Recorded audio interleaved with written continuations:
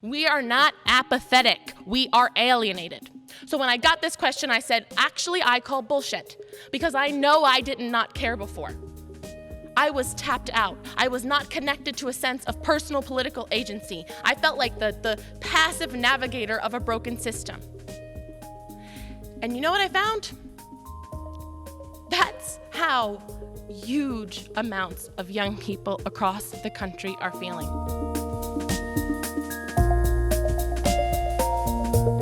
How to Start a Revolution.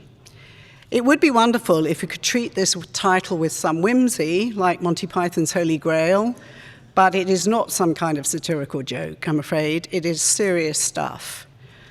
Lauren Duca, the author of the book, How to Start a Revolution, wrote it to investigate her own and other young Americans' disgust with the future of American politics after Donald Trump won the election in November 2016.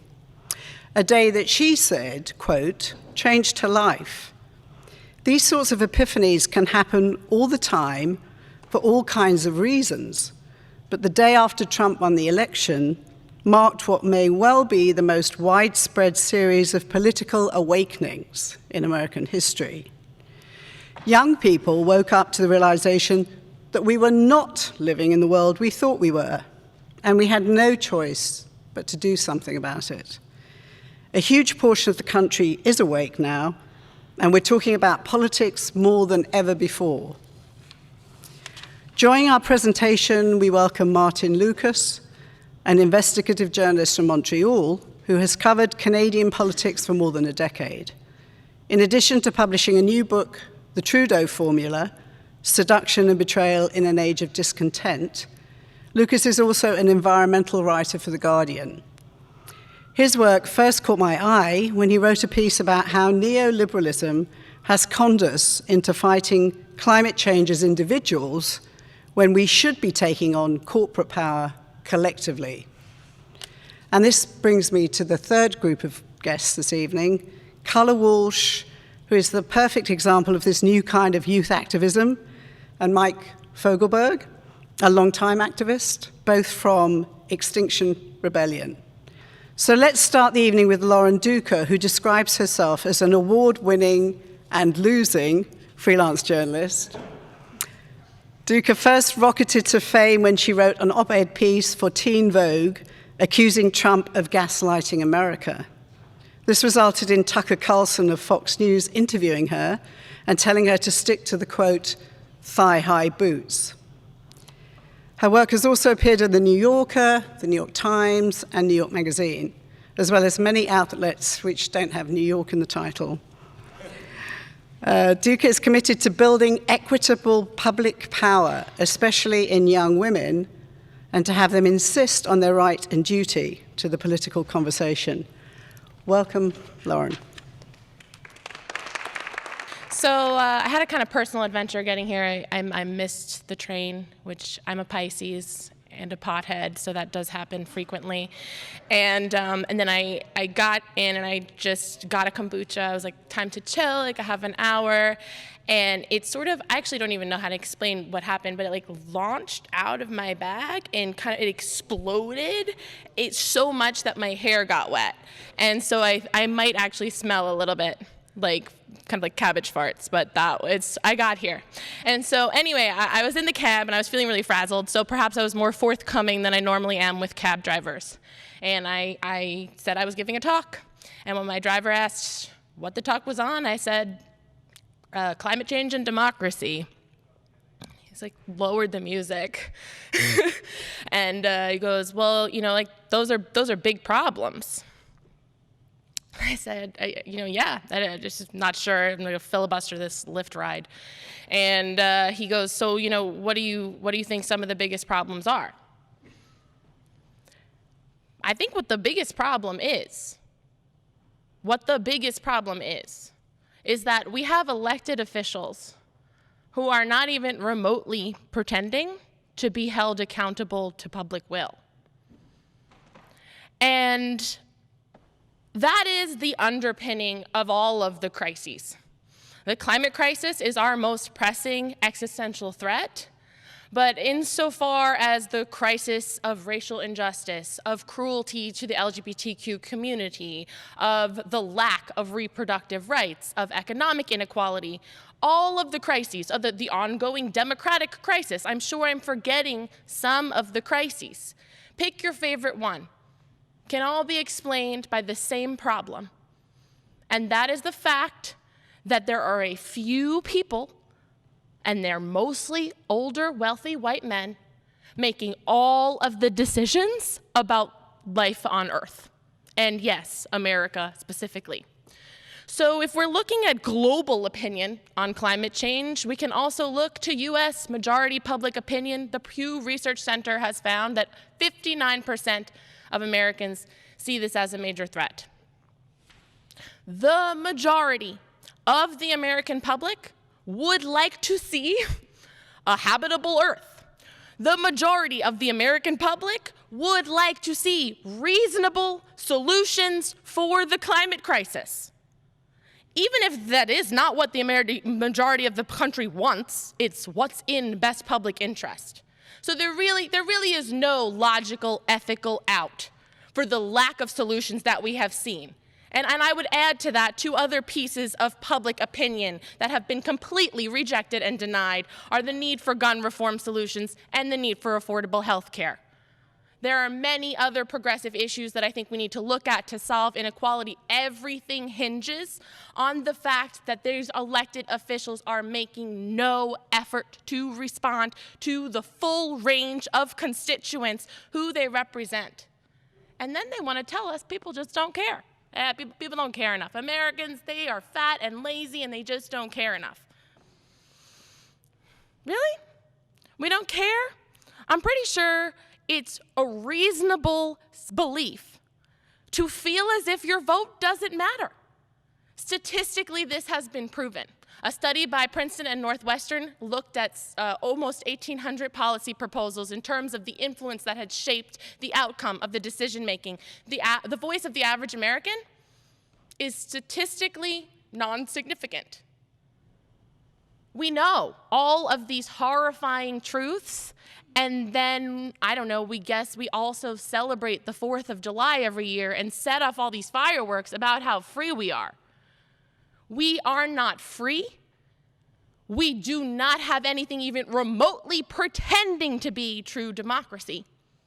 And the problem is not apathy. The problem is alienation. We are disconnected from the right to use our voice, from the right and the duty to use our voices.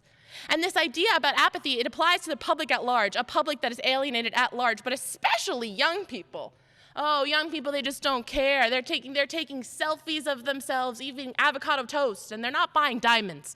Why is that? Well, maybe it's because we're overworked in a gig economy, struggling to afford health care and pay off our crushing student loan debt. But yes, I'm sure that we just don't care enough. That is not the reality. We are forced into a state of submission where we are meant to accept a lack of solutions for our political problems as just the way things are. That state of alienation is enforced by the political industrial complex. The political industrial complex, I would like to explain to you all. I'm sure some people may have heard of it. I would like to admit freely, in a society that pretends to know everything all the time, that I actually recently discovered it. The term political industrial complex is the ultimate conception of all the industrial complexes. One industrial complex to rule them all. It is this interconnected set of entities, and we're talking about government officials, lobbyists, corporate interests, and the media that condones and supports their maintenance of the status quo. It is the system by which the wealth and power of this nation is concentrated in the hands of the few and totally denied to public will. If voters are catered to at all, it is the few older white people who show up to vote, but mostly even not them, moneyed interests take precedent. That system makes it feel as if raising our voices is totally useless. It makes it reasonable that we think we can't, and so we don't. And yet we must. So things are pretty fucking shitty, okay, right? That was the opening of the talk. We all know this stuff. We all know most of it. You are here, and maybe you know it. You know that we're heading towards an uninhabitable earth. We live in a white supremacist patriarchy, and that follows the keeping with an oligarchy in which a few white men are truly ruling over the globe. You know it. The fun facts, right? The greatest hits. I initially started working on my book, How to Start a Revolution, and I was going to title it The Great American Dumpster Fire, which would have been a really good title. But my findings actually turned out to be too optimistic.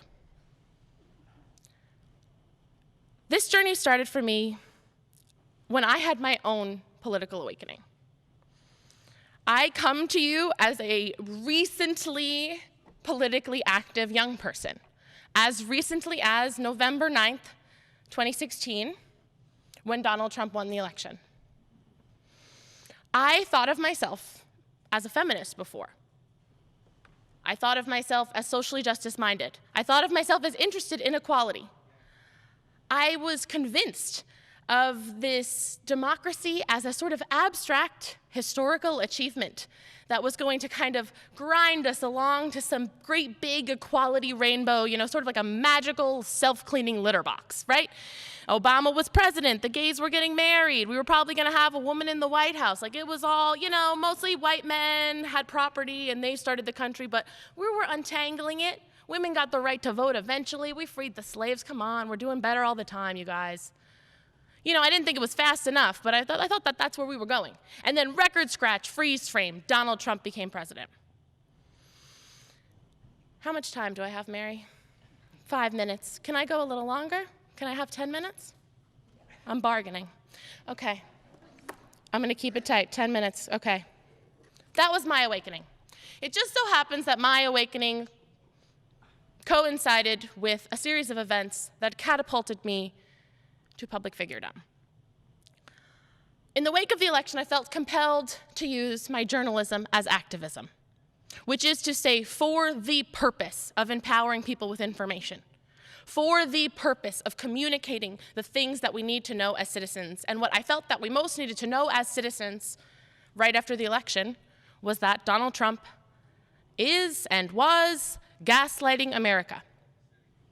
I wrote that piece, and it was published in Teen Vogue, and it went viral because it started a conversation about the tactics of disinformation coming out of the White House and an effort to make the American public doubt our own sanity. At the time the article was published, it was when the president contradicted our intelligence agencies for the first time as president-elect. I know it seems quaint in retrospect. I published this article and it started this conversation about disinformation, but perhaps more importantly, for my thinking and the journey of this book, it started this conversation about, do young women care about politics? Do young people care about politics? I was being asked this question. How do we get them to care? How do we get them to vote? I mean, like, oh, people would corner me at dinner parties and tell me, oh, you're working on this, you write for Teen Vogue. The young people just need to vote. In fact, I heard Al Gore say it at the Teen Vogue summit. He turned in his chair and he said, you need to vote. You need to get off your butts and vote. Then politicians will answer to you.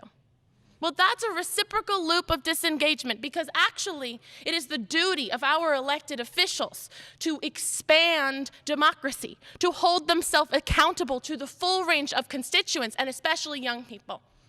We are not apathetic, we are alienated. So when I got this question, I said, actually, I call bullshit because I know I did not care before. I was tapped out. I was not connected to a sense of personal political agency. I felt like the passive navigator of a broken system. And you know what I found? That's how huge amounts of young people across the country are feeling. I put a call out for people self-reporting a political awakening in response to Trump. And what I heard in an attempt to describe this state of alienation was incredible. It's so hard to describe. You kind of feel like an idiot talking about why you didn't know what you didn't know. One young woman, she was a political science major. She said it seemed like politics were something important men did off in a room somewhere. A PhD candidate told me, I understood that people could be going to town halls, but not that I should be doing that.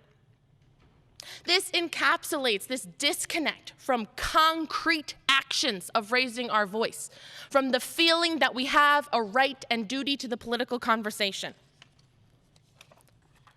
In How to Start a Revolution, I am charting this shift as it occurs among young people, and I looked at a lot of exceptional outliers. I want to tell you a few of their stories to set out the scope of what this looks like. It's not only a reaction to Trump, which is an atrocity. It is a sense of agency, a sense of a rightness of political opinion, of conviction, of political action, of the desire to participate in the question of how we ought to live together. So there was one young woman, she was the editor-in-chief of her high school paper. She was covering the school board. She thought, well, there's a lot of moms and wealthy businessmen on the school board. Maybe there would be a student perspective. Maybe that would help the school board dictate life in the school. I'll run eventually. I'll wait my turn. I'll wait until I am 45 with 2 kids and dog and then can look back on the problems I thought needed changing. Trump won. She ran. She won. There's a lot of stories like that. They all follow this pattern of young people tapping into the issues they cared about the most, using their skills to utmost potential, and every awakening hinged on the same sense of urgency of action. There was no other choice. There was no other choice. The political awakening is a series of epiphanies, intellectual and emotional. It necessitates this urgency of action. You see that you are embedded in the status quo and you insist on having a role, on playing a role, on refusing to accept this state of submission as just the way things are. And we're seeing it. We're seeing that conviction of opinion in response especially to the climate crisis among young people. You know, we tell young people that they have to wait until they're 18 years old to be officially, legally recognized as politically active subjects. But you can be 12 years old and know with total fucking certainty that you deserve an earth that lasts for longer than you have been alive.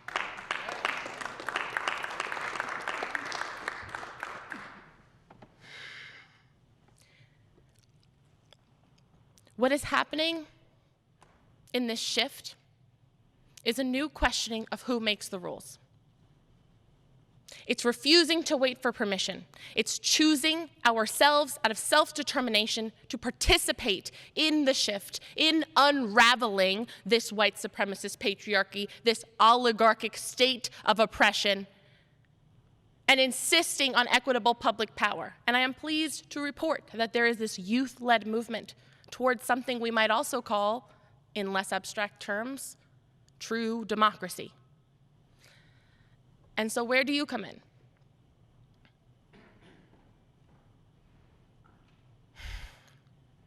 You know, a really easy analogy for building individual action into collective power is recycling, right? Oh, what does it matter if I do Amazon Prime and Uber all the time when I'm in a rush and I drink out of the plastic water bottle? But if everyone gave up cheeseburgers, if everyone drank out of carried around metal straws, I don't know, we could put them on our belt loops. Lesbians should be doing that. It would be cute. Whoa, then there'd be a real difference. Well, that's true. But that is not the same shit as being regularly civically participant. And the cumulative effect of the work of building equitable public power will unravel all of the crises of oppression that are riddling societies all over the globe, and especially in the United States. It is equitable public power and the accumulation of individual action that will build to the collective impact by which we can demand real solutions. I want to take it back to my cab driver to finish, because he heard me say that the problem is that elected leaders are not responding to public will, and then he said, yeah, leadership. No. You, each and every one of us, we are acting like we're bystanders, like we're waiting for someone to save us. And somehow we think we're free without doing the daily work of being free all the time. Who told you that you got any rights without responsibilities? I know who told me. My parents, my teachers. I learned about, women winning the right to vote as if it was a bullet point. We get these messages. Alienation is not a mistake, and the solution must be in each of our hands. At the end of my book, I have a call to action of 3 simple steps. Learn, empower yourself with information. Insist on your right to form a political opinion based on that information, based on having empowered yourself with information, and then act. Put your beliefs into action and choose to demonstrate a participation in the question of how we ought to live together by taking regular action. The most basic element of citizenship is the right to vote. And for the love of God, yes, the old men at the dinner parties are right. We've got to fucking vote. We've got to register. We've got to vote. But beyond that, we need daily habits. Contacting elected officials, attending town halls, making donations, and absolutely disobedience to the state, absolutely nonviolent protest. In fact, nonviolent protest is one of the only options for the young people who will be most affected by the climate crisis and are being denied anything even resembling a right to a voice, and told that they need to have enough experience to insist on their right and duty to the political conversation when they're not even going to have time to get old enough for that to happen. We have to think about this as a discipline, and we have to commit to it, each and every one of us. And we have to dream big about what is possible. I want to close on this note. When I was doing research for tonight, I looked up Extinction Rebellion. Thank you so much for your work. And I saw an article that said, Extinction Rebellion, is it working? Will it be just like Occupy, which has had no real effect? Hold the phone.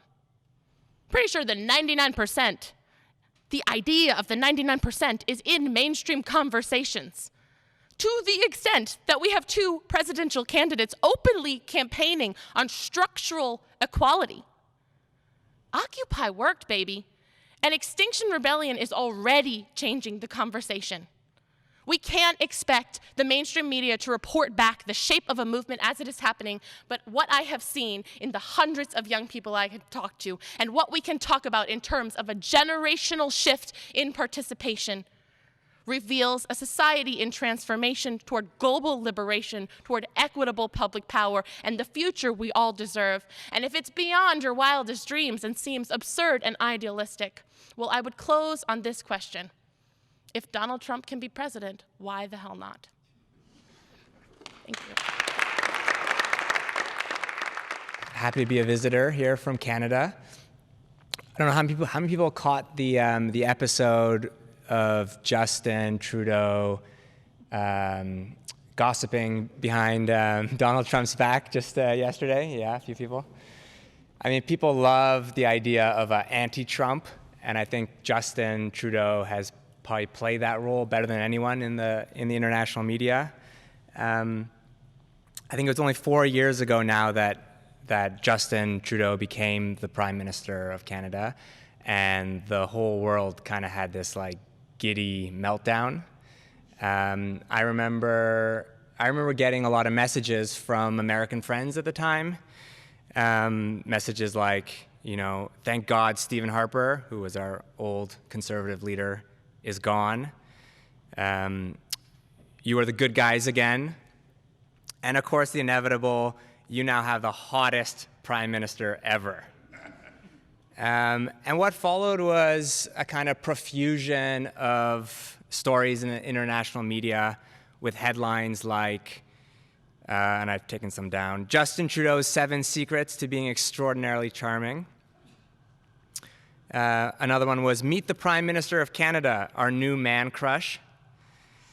Rolling Stone asked, is he the free world's best hope? And The Guardian, only half tongue-in-cheek, wondered, can Justin Trudeau's socks bring peace to the globe? I don't know if people have seen his themed socks that he often consciously kind of like unveils at NATO summits and G20s. So the internet kind of spawned this cottage industry of memes and videos celebrating Trudeau as a diversity-embracing, feminist, social justice kind of Aladdin who had, appointed an equal number of women and men in his cabinet of ministers. It's hard to forget, I don't know if people followed this, but there was an entire stream of Ryan Gosling knockoff memes. Do you remember them? The, "Hey girl, I reserved a spot in my cabinet for you." So Trudeau greeted refugees at the airport with teddy bears, and he donned a jean jacket and went paddling in a canoe with indigenous youth. He marched into the United Nations climate negotiations in Paris in 2015 and declared that he would be an environmental champion. And, it felt like a relief to many of us in Canada and I think in the States as well, probably, just next door to your country, a kind of handsome anti-Trump who showed what true progressive leadership looked like. Leadership that was ready to tackle the daunting political crises of this age. It was probably easy to start daydreaming about what it would be like if, he was your own. But I come from Canada bearing some bad news. Justin Trudeau was not exactly as advertised.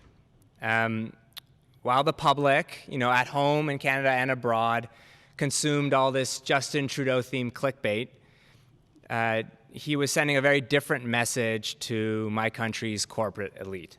As I explore in my book, The Trudeau Formula, his carefully cultivated and curated brand was actually just a cover for a very establishment agenda.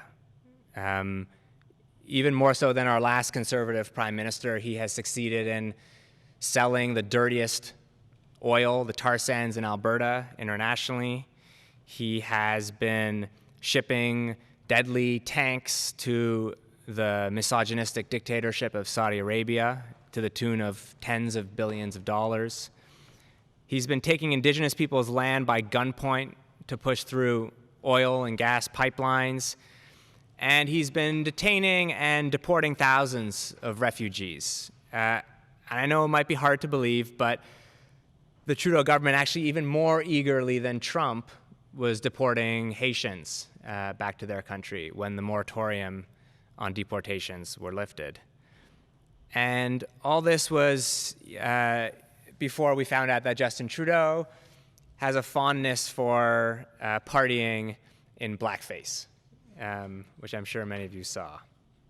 Can't come out in actually U.S. media during our elections in September. So I think Justin Trudeau's approach, and the approach of a few politicians in this era, is distilled in a line from a famous Italian novel, The Leopard by Giuseppe Lampedusa, which describes an aristocratic protagonist conferring with members of his elite class as their society in 19th century Italy is undergoing revolutionary upheaval. So he tells the members of his class, if we want things to remain the same, things will have to change. If we want things to remain the same, things will have to change.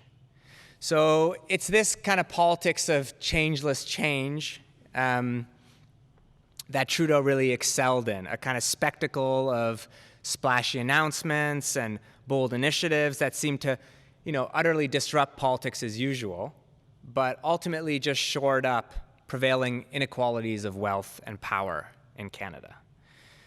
And if this at all sounds familiar, like a certain charismatic former US president, it would be because Trudeau's team actually borrowed heavily from Barack Obama, from his rhetoric, from his policies, from his consultants, and not to mention his deference to Wall Street.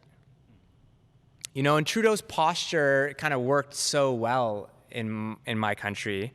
This posture of ushering in bold democratic change, because that's precisely what we need. And people, deep in their bones know that fact. Even if Trudeau's interest was only to provide a kind of superficial and ultimately hollow simulation of it.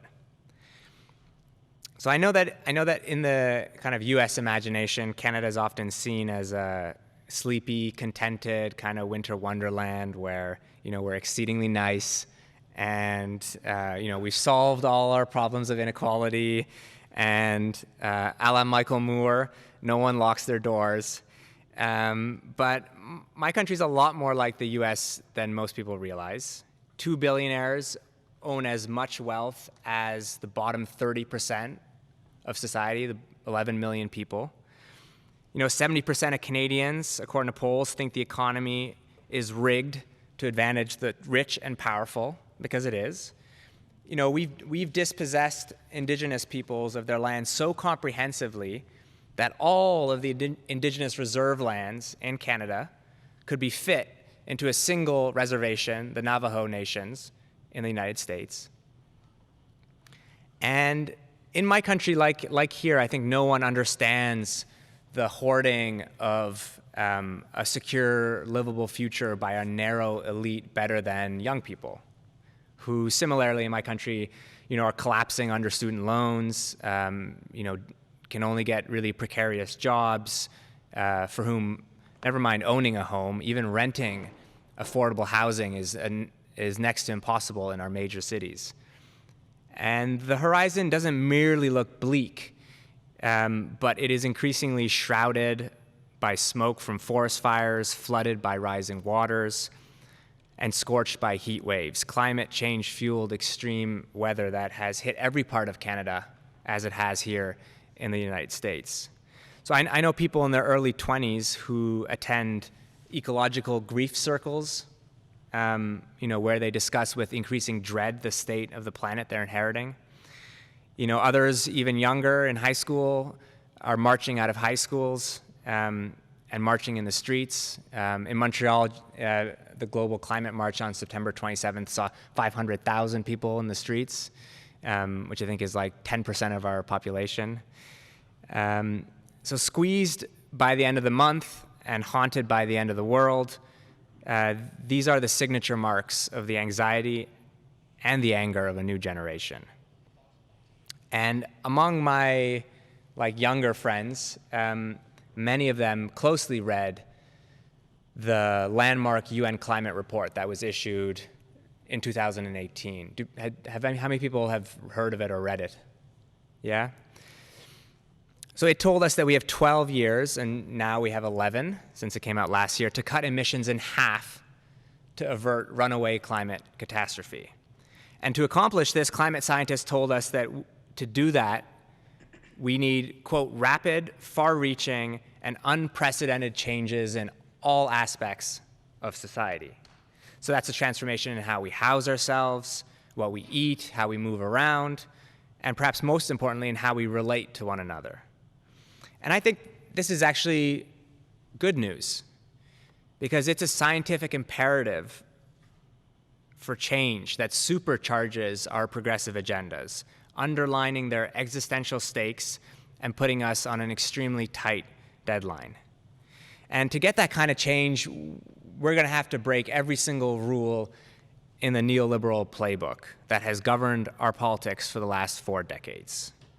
And I think to which Obama and Justin in his turn gave the most kind of shiniest veneer yet. Governments will have to massively tax the wealthiest. They'll have to get back into the business of regulating corporations, and they'll have to take a lead publicly in transforming the economy through planning and through investment. And, there's really only one way to conceive this happening at the kind of time scale we're talking about. And that's collective action by ordinary people on an enormous scale. And in this country, you stand on the shoulders of giants. There's a rich and marvelous tradition of social movement heroes and heroines that have made tremendous gains for workers, for environmental protection, for civil rights, for women's rights. And, though saying this is probably liable to get me into trouble with the Canadian Border Security Agency, the strategy that's had the most profound impact is undoubtedly nonviolent direct action. Exactly of the kind of sort we've seen from Extinction Rebellion, and before that from Black Lives Matter, and Occupy Wall Street, and the Fight for 15. And I think it's on the waves created by such movements that we're finally seeing the emergence of politicians who are ready to defy these neoliberal dogmas and, like Lauren said, to start dreaming big public dreams again. And, these are the politicians who understand that we have to say no to the giant corporations who have bought the political process, who understand that we need solutions that are commensurate with the scale of the crises we face, and who understand that ultimately it's really only social movements that can change the calculus of what we imagine is politically possible. So, without unduly interfering in American political affairs as a Canadian, I do believe your upcoming elections have such politicians, and I'm happy to give away my partiality for Alexandria Ocasio-Cortez and especially Bernie Sanders. A small point of pride is that according to polls in Canada, more people would vote for Bernie Sanders to be president in Canada than any other country in the world. And I think nothing has done more to kind of topple the fences that have been erected around our collective imagination than the Green New Deal, which is an epic program of common purpose to address the climate crisis while simultaneously ensuring that this society becomes more humane, more livable, and more fair. I mean, for so long, the kind of message we've gotten from the mainstream media is that the climate crisis just portends doom and gloom, and that we will have to make sacrifices in our lives to deal with it. But in fact, if we deal with the climate crisis in a way where we bring to the heart of that approach economic, social, and racial justice, we can make the majority of people's lives far, far better than it is in today's economy. This is probably a breach of supposed Canadian virtues of modesty, but the Green New Deal actually has a source of inspiration from Canada, my country. It was a proposal called the LEAP Manifesto. I don't know if people have heard about it. I'm getting a nod from the camera, so at least one person. There's actually a headline in Fox News a few months ago, not my favorite outlet, of course, but the headline was, Alexandria Ocasio-Cortez's Green New Deal is actually an old socialist plan from Canada. And in this exceptional case, Fox News actually wasn't that far from the truth. And I write about that in the last chapter of my book, about this proposal, very similar to the Green New Deal, which helped inspire the Sunrise Movement, the youth movement in this country that has been such a galvanizing force for pushing conversation about the Green New Deal to the center of debate in this country. So I think it's long past time that we abandon the idea of saviors, of no matter how much like Disney princes they look like, and begin to renew the task of collectively winning the world we need. And since I'm in Boston, I can't go without quoting from a great Bostonian to finish, Howard Zinn. He once put it, "To be hopeful in bad times is not just foolishly romantic. It is based on the fact that human history is a history not only of cruelty, but also of compassion, sacrifice, courage, kindness.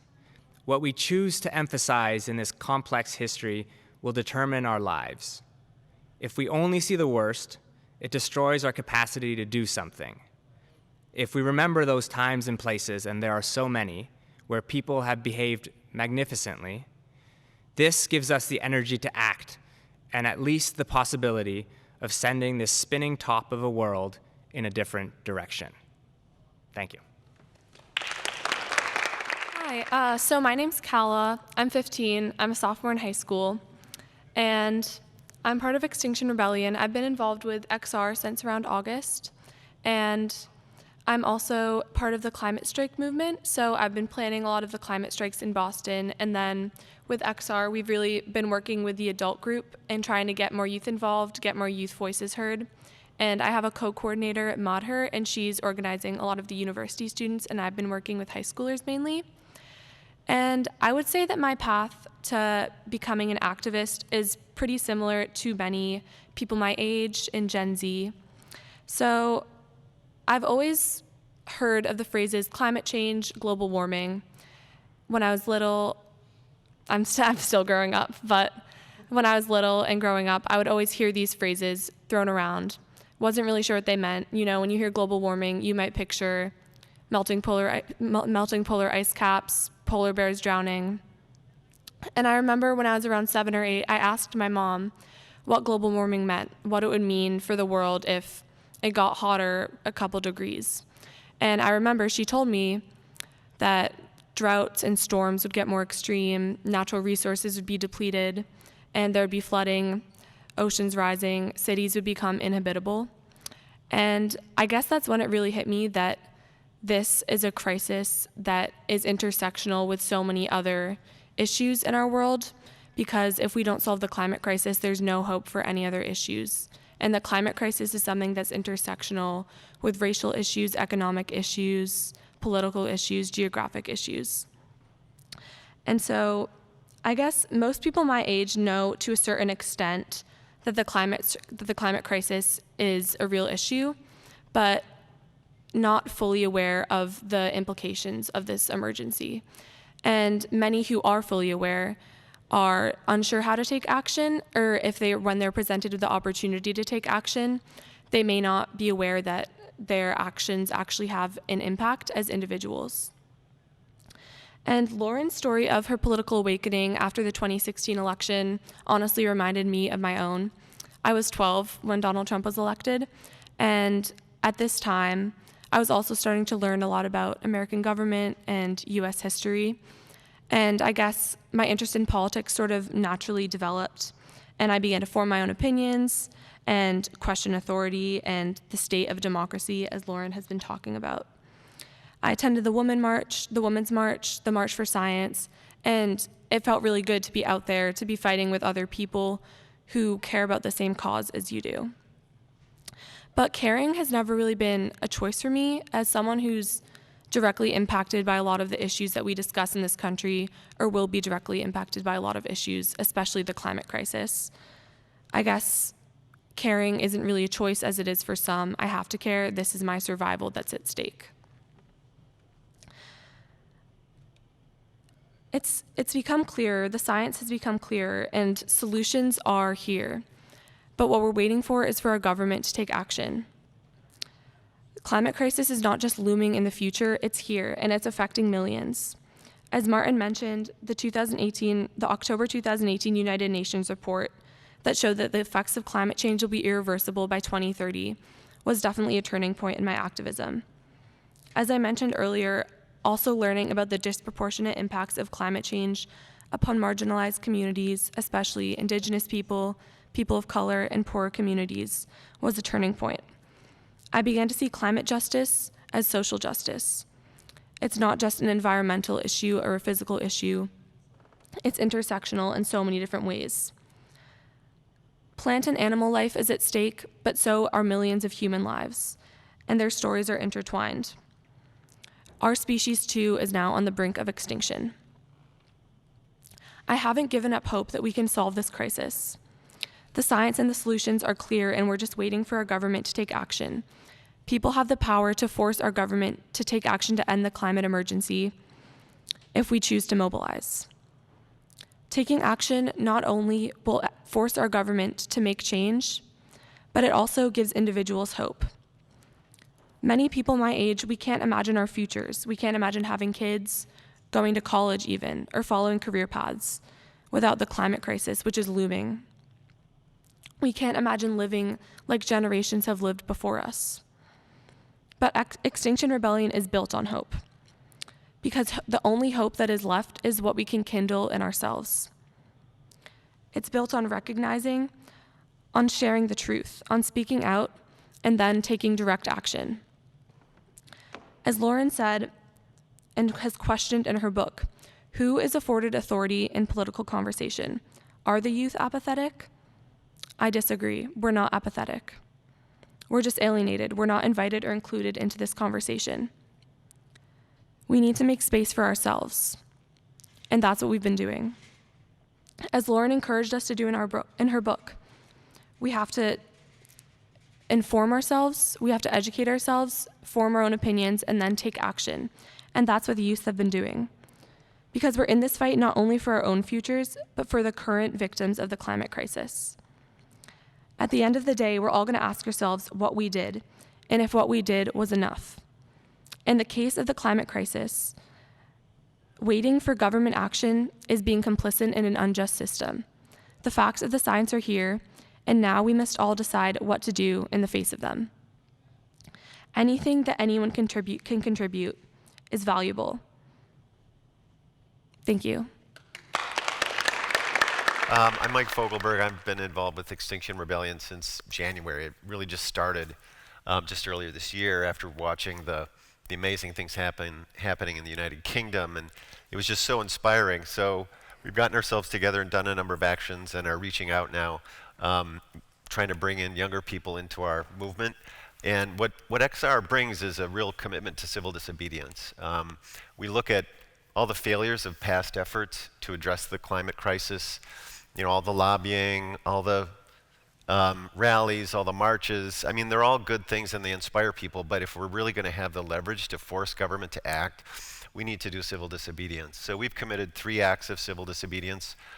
We went into the Boston Globe, the first floor of the Boston Globe's building in April 17th, demanding that they tell the truth about the climate. And there was a lot of stuff they were leaving out, a lot of the science they were ignoring relating to tipping points and runaway warming. Then we did an action at a natural gas conference at the Westin Hotel. 11 people were arrested blocking the doors to the hotel. And just recently on the 27th, we occupied the Congress Street Bridge down on the Fort Point Channel. We had over 400 people on the bridge. We had about 30 people ready to get arrested.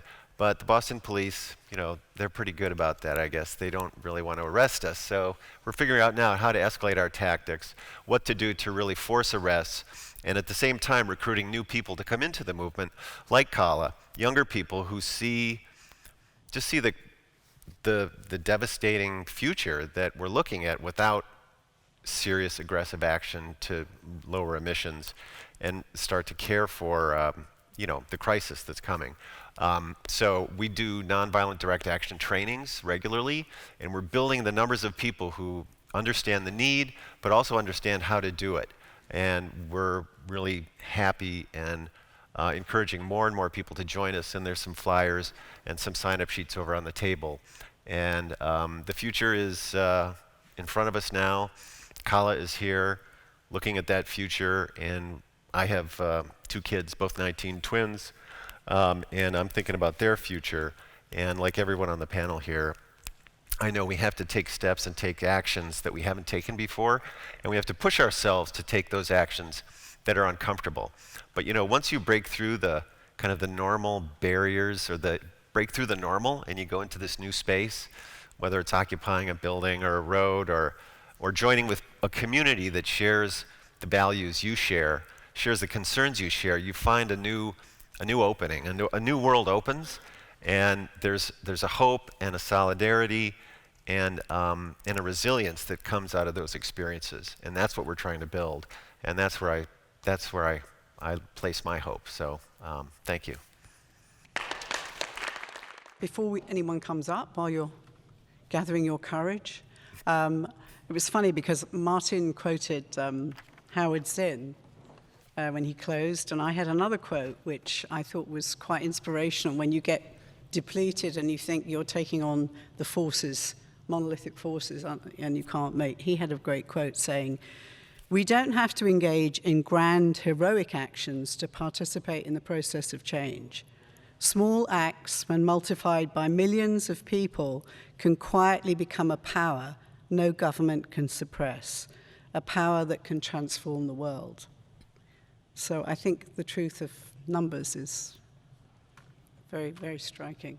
I wanted to ask, in particular with respect to the political industrial complex, if there may be any room for common interests instead of an antagonistic paradigm. Yeah, I think that the one side we all ought to be coming from is equitable public power. So I think that a uniting interest similar to climate change is the need to establish the situation in which every individual person has equal political footing.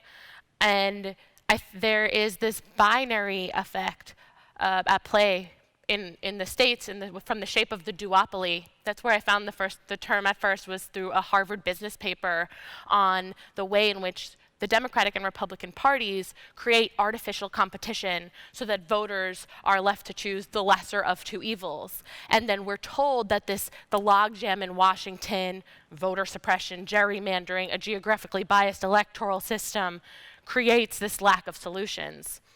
In terms of laying blame, I hesitate I'm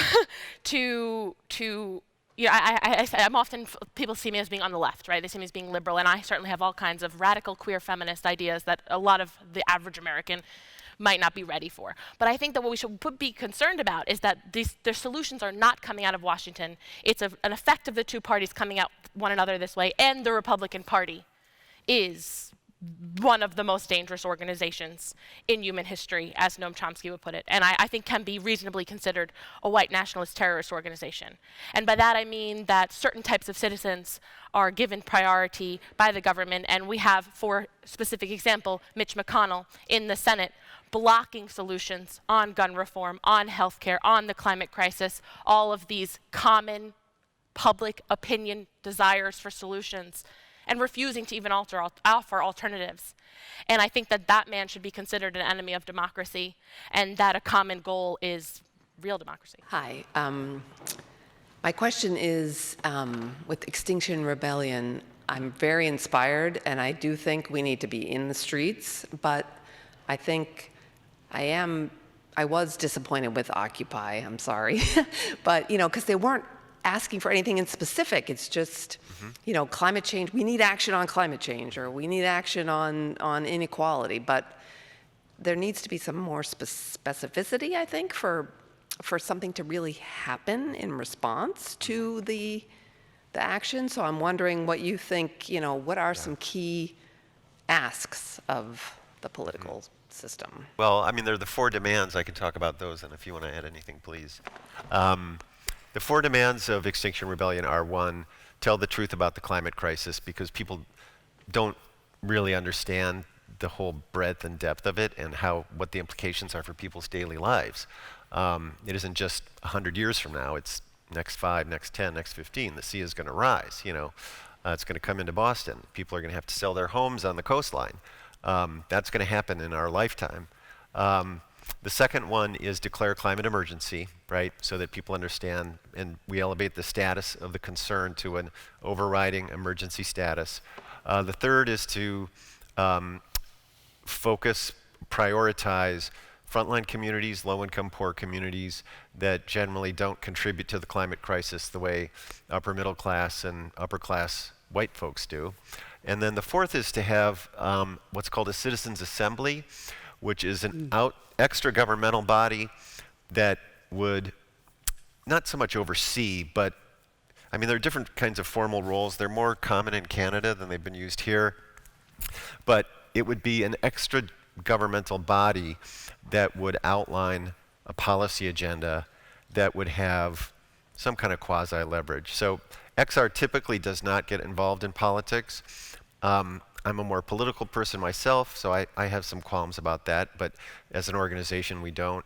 And then in terms of policy, there are lots of really good policy ideas that are being proposed by many other organizations, and we lend support to those campaigns and to those efforts, but we're more just generic, get in the street, wake up, do something. That's right now, that's our role. So I don't know, do you want to add anything? It's perfect. The police just arrived for some Yeah. reason. Very fitting. Welcome, I hope officers. that's helpful. I know it. Maybe that's just Yeah, security. it's a question all around. So yeah. Could I say a quick word about the Green New Deal?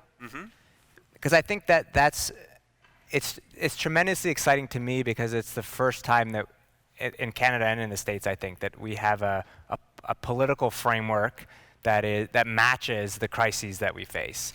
And it's true that a criticism of the left that I would readily admit is that for so long, we've been very good at coming up with a kind of list of complaints that we have, like a litany of complaints. The left is very good at that. But the Green New Deal, to my mind, is the first time that we have a set of positive, visionary proposals that can actually make change seem irresistible. And It's already had an effect. Also, in the States specifically, the Green New Deal is kind of framed as unrealistic or idealistic, but then you have Chuck Schumer talking about the climate crisis as a priority on the agenda. I mean, I think that something that's important to note is that you don't see the scope of a movement while it's happening. Like Wolf Blitzer is not going to tell you that there's been a sea change on the climate crisis, but there's been a sea change on the climate crisis. Okay, I just wanted to mention something. Extinction Rebellion, if you go on their website, they actually have got projections and plans and fantastic architectural drawings of how they envisage the future communities and how it will work. I mean, it's not pie in the sky stuff. This is smart people have designed these things, and other parts of the world are already doing it. So I think there's a tendency to think that America is the panacea. It's not.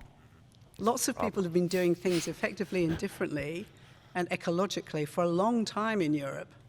So it's time to look at other people, try and mimic that. Yeah, most of that would be on the international, access through the international website. I have one Jennifer quick. has an amazing shirt. Bernie. Feel the burn. I do every day. Thank you. One quick comment, 2 quick pieces of news, 2 quick perspectives, and 1 clarifying question. No, you asked one question. Come on, come on. It's got, No proposals, we said. No proposal. No. No. I'm not proposing anything. How about 1 comment and 1 question? Okay. Or 2 questions. I want you to know that Cambridge, our city council, if the progressive faction of our city council is proposing a Green New Deal in Cambridge and is aspiring for Cambridge to be the first city in the United States that runs on clean, sustainable energy. So that is led by Quentin Zondervan, by you Cambridge residents. Our local representative, state representative, Mike Connolly, I learned we have the technology for solving climate change. What we're lacking is the political will. So what I learned is that the government is not just 3 branches, and it's not just the 4th branch of the free press, and it's not just a working commerce. It's the actions of the people. It's the will of the people. And that's what these actions are. So just like the women's movement helped usher in, the Women's March helped usher in more women in Congress than ever in history, you can't measure exactly what any individual action makes, like you said.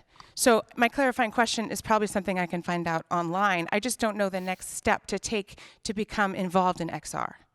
Okay. That's my question. Thank you. Yeah, well, we have a sign-up sheet right over here, and there's some flyers that list events over the next week, and we're happy to talk to you after this session, absolutely, and plug you in. And if I could just add one more thing about the effectiveness of civil disobedience. In the United Kingdom, where XR is most advanced and they're the greatest size of marches and disruptions, the UK has declared a climate emergency. They just banned fracking. And recently, the European Union itself has declared a climate emergency for the European Union. So the activism, the push that we're making from the outside is really helping changing things on the inside. Yeah. Oh, I would just add quickly, since the Women's March came up, I think that that's a really good way to look at the change that is already significantly underway. You know, we think we have to look, I think, the point about Howard Zinn and social imagination, looking to what is possible and how we can consider the past. You know, almost 5 million people came out for the Women's March. That's one of the largest demonstrations in the history of the earth. And if you compare it to the 2 million who came out for the moratorium protests during Vietnam, that was considered a seismic shift in anti-war sentiment. So, you know, I was on CNN actually right after the Women's March, and the framing of the cry-on was Women's March, moment or movement. It's like, well, that's not really how we should be looking at it, but if you're asking the question, like fucking movement based on the numbers alone. It's a fun fact. So to touch on that talk of movement, I think if we look around the world, we already see populaces, whether we're talking about Haiti or Colombia, all over South America, Bolivia, Lebanon, Iran, Iraq, we see regular citizens, like you guys are talking about, taking action, being in the streets, facing considerable actions from the state. And I'm just wondering, how does that come to the US? How does that come to Canada? How does that come maybe to Western Europe? What are the actions? I guess we see some of that in France, but what does it take for people, you know, people around us, regular citizens, regular Americans, to take the same actions that we see in states across the world and do it in a way, the way that you guys are talking about, which is making it a practice, making it a sacrifice, and making it a routine. No, that's what it needs to be. That's exactly, I think, what the framing is. An important point that I didn't make when my opening remarks is, I think, about the size of the shift, and it's in terms of our relationship to politics. So some of the young people I talk to are starting nonprofits or running for office, and they're out here marching. Some of them just thought politics is not for me at all before, and then felt compelled to follow local news and national news and at least vote in an informed way. There's this spectrum of total involvement, and so political awakenings are happening all the time and kind of like increasing in magnitude. And there's this initial shift and entry point into the agency, and then beyond that, a kind of leveling up in what is necessary as we're shaken from this state of complacency. And I found in my research that it's not just these exceptional young people. I found the Millennial Impact Report, which is an ethnographic qualitative study that allows us to talk about this shift in relationship to politics at generational scale. And what we're seeing is that young people are actually changing their relationship to politics. And they're actually moving from passively navigating a broken system to actively seeking to change it. And as that increases and becomes a point of identity and a point of community, as each individual person commits to it and commits to that daily practice, I think that this shift is already underway and will continue to occur, and it will require more atrocities. It will require more of these awakening moments, but that when you have that urgency of action, when you have that sense of, well, caring is not actually really a choice. I think that right now, you're right, America should be so ashamed, and we should be in active solidarity with the fighters for democracy in Hong Kong, and I do think that our democratic crisis is at that level, and we should take to the streets. But I think increasingly we will see that be the case and have this understanding that nonviolent protest is part of civic participation. My question is, we're here in Cambridge, one of the most liberal places in one of the most liberal states. So I'm wondering just about what you are seeing as you're traveling or talking with people in other parts of this country, particularly parts that, you know, maybe are more influenced by Fox News and that whole mindset. And just if you still are hopeful about the young people and the energy. As you know, maybe Martin can talk a little bit about how the aesthetics of liberalism are pretty much bullshit all the time. I mean, this is not just a Trudeau problem. It's also like, I know more about the liberal specificity of New York. And now, you know, people walked around New York the day after the election acting like we were all going to sit Shiva together. And yet we didn't have the Reproductive Health Act passed. We had abortion was still on our criminal code. We still had conversion therapy legal. And we only now are like the 38th state to pass electoral protections. Part of the shift, and part of the people who I interviewed said, how can I use this agency close to home? One young person said, I want to campaign around the Reproductive Health Act, and Alessandra Biaggi is among the incumbent Democrats who shifted the state of our state legislator and now made it so that we have passed the Reproductive Health Act. So I think that there needs to be local micro change. And a big part of the problem is the disconnect of alienation is these big picture ideas and this sense of not really having anything beyond a symbolic vote. But when you take action to the local level and organize and connect and build community and build a sense of purpose and identity, as we're seeing from the exceptional examples that we have with us tonight, I mean, I think that making those local, direct, concrete changes is the stuff that emphasizes agency, and people have to really think, how can you affect change right here? What's fucked up about Cambridge? And I'm sure there's tons of stuff. Yeah, I could add something too in terms of the Fox viewing regions of the country, specifically the upper Midwest and the farm country. They've been inundated with rain. They've been inundated with terrible, terrible storms. The farming cycle has been thrown off entirely. There were the giant floods in the spring that came down through the Missouri River and the Mississippi River. Then there was this unseasonable pattern of rain events that prevented farmers from planting crops. And then the cold spell that they've just experienced interfered with the harvest. I forget what the percentage is, but there's a high number of lost food production as a result of this disturbing trend in our climate. And so I think a lot of those folks, they might be watching Fox News, but in terms of feeling the impact of global warming and the crisis of climate emergency, they're getting hit right on the chin. I think what's ironic about this is, even though the government disses climate science, insurers don't.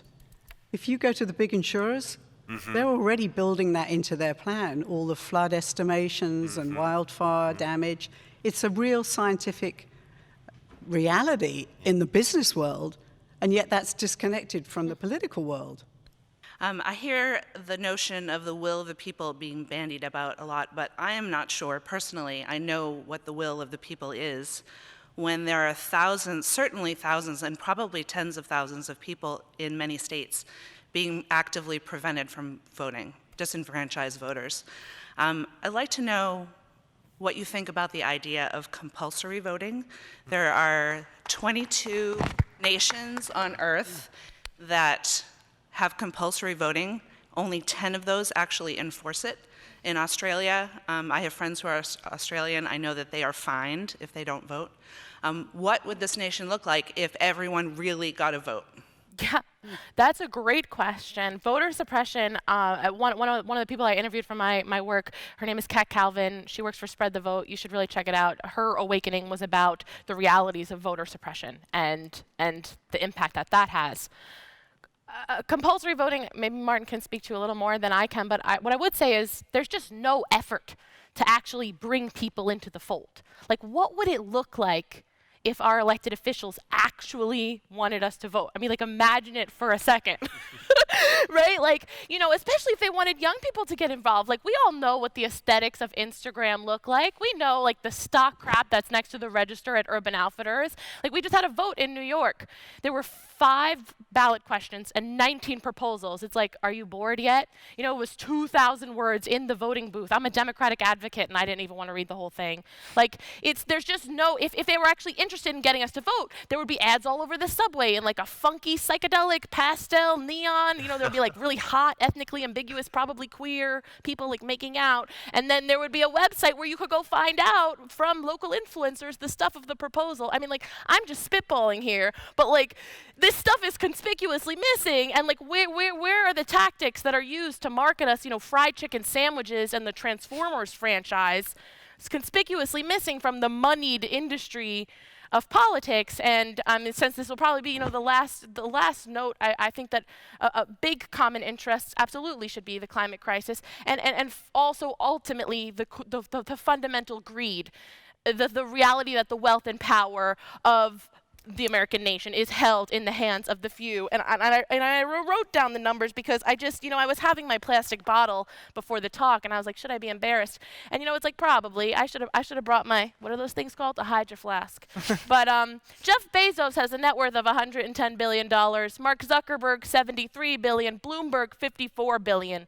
Now using that money to hijack our political process, and on the basis that he has already given so much to gun reform and the climate crisis, less than 2% of his entire wealth. That's over $200 billion held by 3 individuals. So you eat your fucking burger to get extra energy to go out and march because it's bullshit. Martin? Well, hard to follow that up, but I guess what I would say is I'm certainly not a fan of compulsory voting, because what kind of right is it if you're forced to do it, right? I think there's a reason people don't vote, or a lot of people don't vote, and that has to do with the fact that many of them realize that voting doesn't make all that big a difference, considering the choices that they have. So I think we do much better with our energies to get that gargantuan amount of corporate money out of politics, to fight for political choices that actually mean something, as I think is happening now in the United States with certain insurgent Democratic politicians. And I think you'll see a whole lot more currently disenfranchised people inspired to get involved in politics and to vote if they knew that their vote would actually mean something. Mm-hmm. Hear, hear. Well, register and vote. Definitely register and vote. Get your friends to register and vote. But have a democratic discipline well beyond it all the time. Getting free is constant work. The end. And you can vote and protest at the same time. Hell yeah. Yeah. Well, that's a very good note to end on, I think. I'd like to thank all the wonderful guests, and they came from far and away tonight to take part in this. Lauren Duca, Martin Lukacs, Callie, and Michael. Thank you so much for coming.